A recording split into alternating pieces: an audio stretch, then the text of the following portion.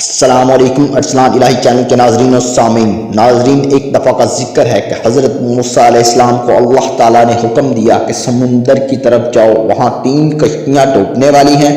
حضرت موسیٰ علیہ السلام فوری حکم الہی کی تعمیل کرتے ہوئے سمندر کی جانب چل دیے۔ ساحل پرسکون تھا، بہت دور سے کشتی آتی ہوئی دکھائی دی جو آہستہ آہستہ ساحل کی طرف بڑھ رہی تھی۔ ابھی وہ کنارے سے کچھ ہی فاصلے پر تھی کہ حضرت موسیٰ علیہ السلام نے آواز دی، اے کشتی والو، اللہ کا حکم آنے والا ہے، ہوشیار رہنا۔ انہوں نے جواب دیا، آپ جانتے ہیں کہ اللہ کے حکم کو کوئی نہیں ٹال سکتا، ہم تو اس کے بندے ہیں جو حکم الہی کے پابند ہیں۔ کشتی والے ابھی یہ بات کہہ ہی رہے تھے کہ اچانک ایک موج اٹھی اور کشتی ڈولنے لگی۔ سوار اپنے آپ کو بچانے کی کوشش کرنے لگے، اتنے میں ایک اور زبردست موج آئی اور کشتی کو اپنے ساتھ بہا کر سمندر کی تہہ میں لے گئی۔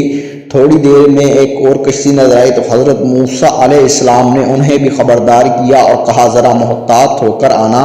انہوں نے بھی پہلے والوں کی طرح جواب دیا، جو کچھ ہونا ہے ہو کر رہے گا، اور کشتی کو کنارے کی طرف لاتے رہے، یہاں تک کہ ساحل کے قریب آتے آتے یہ کشتی بھی ڈوب گئی۔ حضرت موسیٰ علیہ السلام اللہ کی حکمت کے بارے میں سوچوں میں محو تھے کہ انہیں ایک تیسری کشتی آتی ہوئی دکھائی دی۔ آپ نے حسب سابق اس کشتی والوں کو بھی نصیحت کی کہ دیکھو، اللہ کا حکم آنے والا ہے، اپنے گناہوں کی معافی مانگتے ہوئے ذرا محتاط ہو کر آؤ۔